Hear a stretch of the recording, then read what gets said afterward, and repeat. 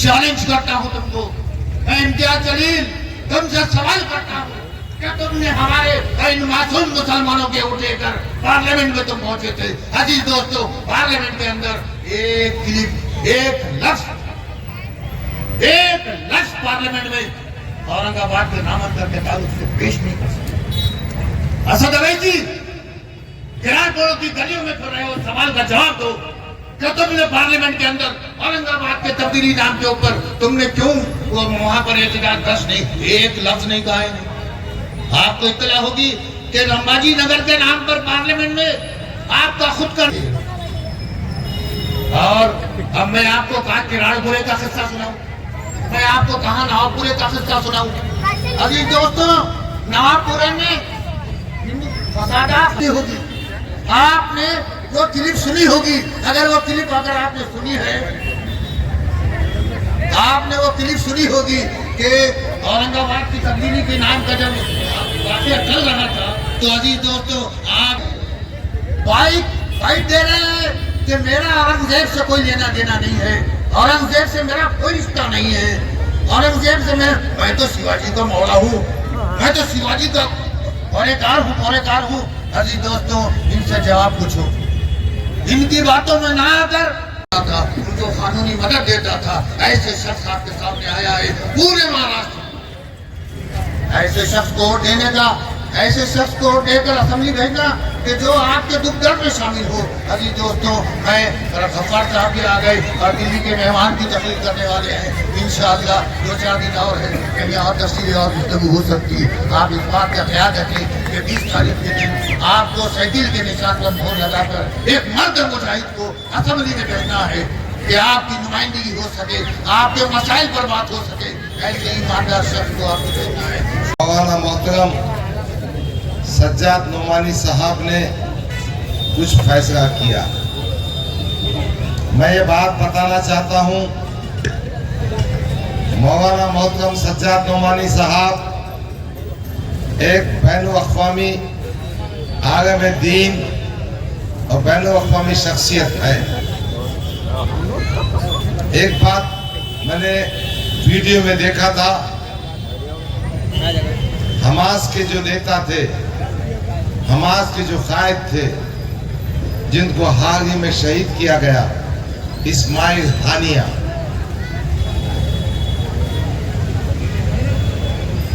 जब काहिरा में कॉन्फ्रेंस हो गई थी, इस्माइल हानिया उस स्टेज पे बैठे थे और सामाईन में मौलाना मोहतरम सज्जाद नोमानी साहब मौजूद थे। इस्माइल हानिया ने कहा कि सज्जाद नोमानी साहब को स्टेज पे आया जाए और उठकर एहतराम किया। इस्माइल हानिया वो शहीद है जिसने अपनी पूरी जिंदगी अपने पूरे खानदान को फलस्तीन के कौस के लिए कुर्बान कर दिया।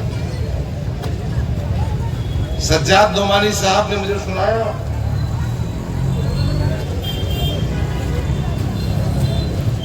जब इस्माइल हानिया शहीद हुए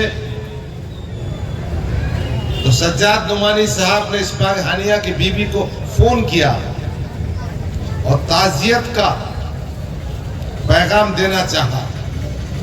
इस्माइल हानिया की बीवी ने कहा, आप हमें ताज़ियत का पैगाम मत दीजिए, हमें मुबारकबाद का पैगाम दीजिए कि मेरा शौहर शहीद हो गया।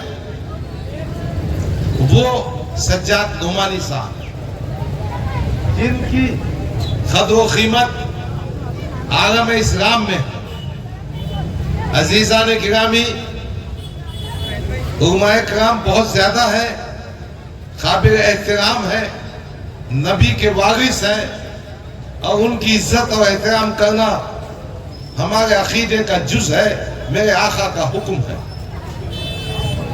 मगर मौलाना मोहतरम सज्जाद नोमानी साहब वो अजीम शख्सियत है जिन्होंने हिंदुस्तान की सियासत में करवट पैदा की। 2024 के पार्लियामेंट्री इंतखाबात में जब मंजूर सज्जाद नोमानी साहब, ये मंजूर नोमानी के फर्जंद है, लखनऊ के रहने वाले हैं, इनके वालिद भी बहुत जय्यद आलिम हुआ करते थे, एक मैगजीन निकालते थे अल फुरकान। तो सज्जाद नोमानी साहब ने महसूस किया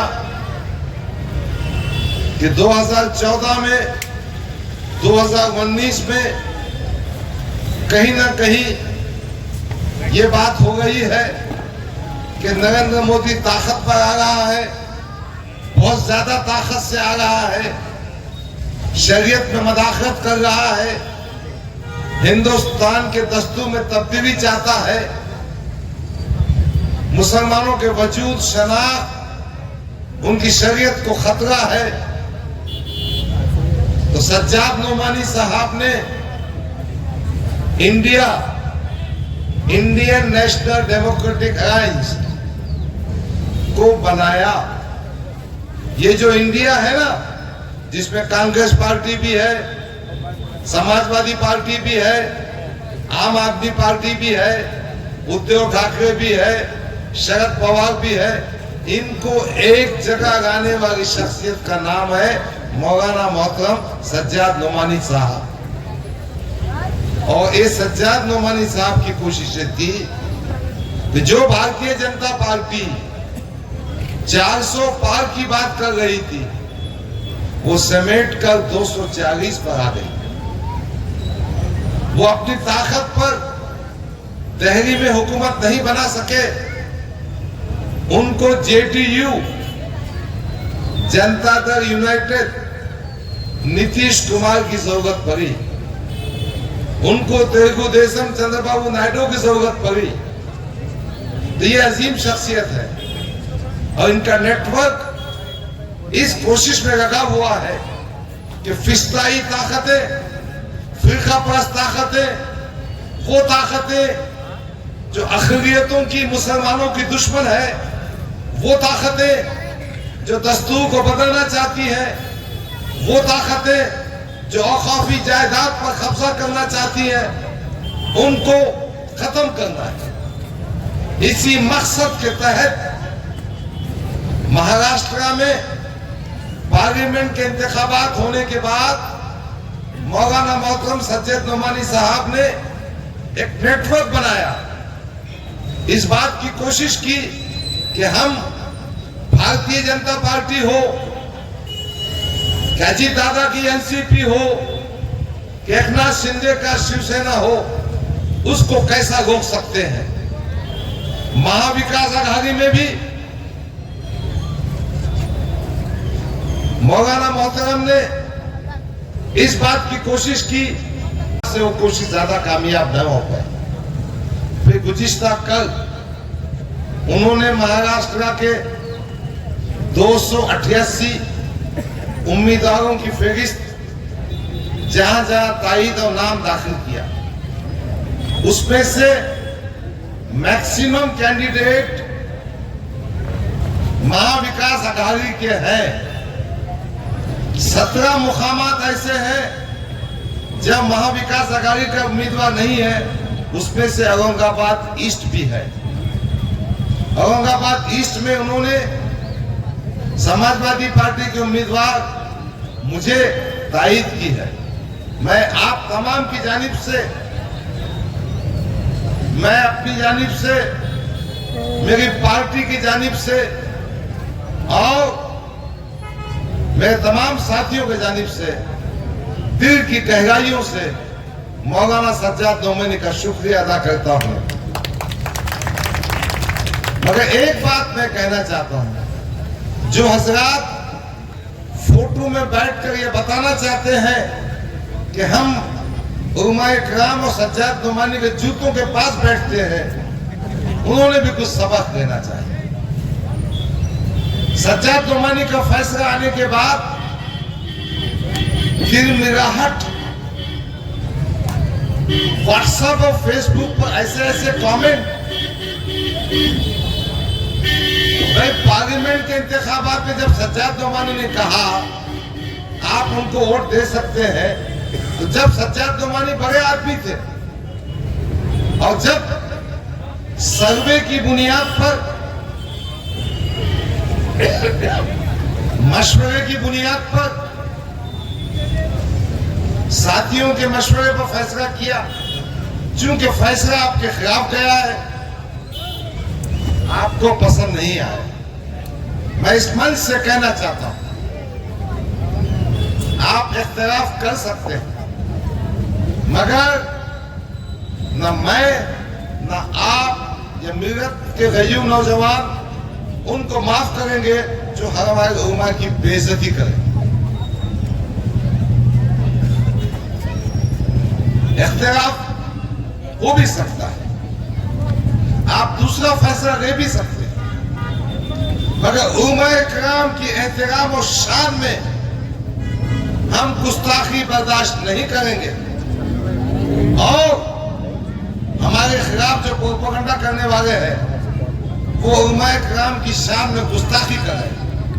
मैं इस मंच से गुजारिश करता हूं कि इन सियासी नेताओं को जो उलमाए किराम की शान में गुस्ताखी कर रहे हैं, उनको उनकी औकात बताओ, उनको उनकी हैसियत बताओ, उनको बताओ कि हमारे आलिम दीन हमारे नबी के वारिस होते हैं, उनकी राय से इख्तिलाफ हो सकता है, मगर उनकी बेइज्जती करना, उन पे झूठे इल्जाम लगाना, उनकी तौहीन करना, व्हाट्सएप पे गंदी गंदी बातें करना, कोई गैरतमंद मुसलमान, वो मुसलमान जो आकाए नामदार हजरत मोहम्मद मुस्तफा सल्लल्लाहु अलैहि वसल्लम सर्वर कौनाइन को मानता है, उनको बर्दाश्त नहीं करेगा।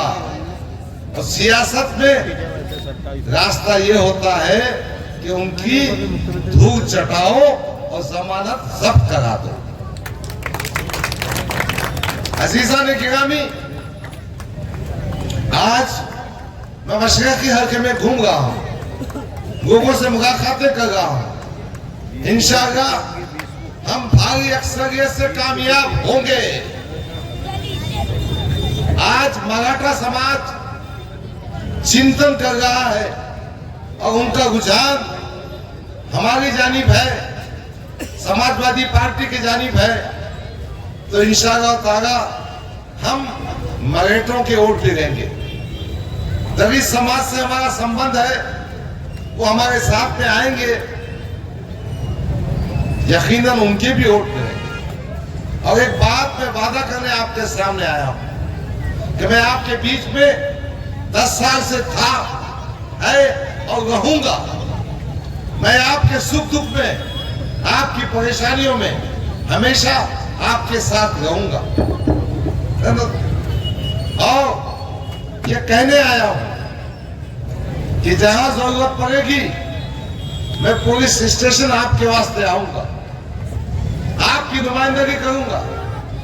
मेरा भाई सालिक हसन खान कह रहा था कि गफ्फार खादमी ने महाराष्ट्र में मुख्तलिफ मुकामात पर नुमाइंदगी की। ये हकीकत है, ये सच्चाई है। जहां जहां मॉब लिंचिंग हुई मैं वहां पहुंचा, मैंने कोई एहसान नहीं किया, मैंने अपना फर्ज निभाया। जहां जहां फसादात हुए, जहां जहां मुसलमानों पे जुल्म हुआ, मैं वहां पहुंचा। मशरक़ी हल्का भी मेरा हल्का है, मैं 10 साल से मेहनत कर रहा हूं। हमारी मेहनतों के नतीजे में 250 वोटर्स रजिस्ट्रेशन कैंप की वजह से आज इस हल्के में 1,46,000 मुसलमान वोटर्स है। 10 साल हमने मेहनत करना, हमने बीज बोना, हमने फसल उगाना और फल खाने तुम वहां से यहां कूद जाएंगे। और यही एहसास हर आदमी के दिल में है, यही गुस्सा हर वोटर के दिल में है कि भाई आप जाना था सेंटर में, और अगर मुझे टिकट नहीं देना था तो मुझसे कह दिए होते। बहरहाल बातें बहुत लंबी है, स्टोरी आपको मालूम है। मैं एक बात कहने का चाहता हूं कि आप समाजवादी की जो निशानी साइकिल है उसका बटन 5वें नंबर पर है। 20 तारीख को अपने वोटरों की कसीर तादाद दीजिए हम अतुल सावे को दफन कर देंगे। गुज़िश्ता 2 वक्तों में ये नाथूराम गोडसे की औलाद, ये भारतीय जनता पार्टी का उम्मीदवार, ये आरएसएस का एजेंट हमारे सर पर मुसर्रफ था।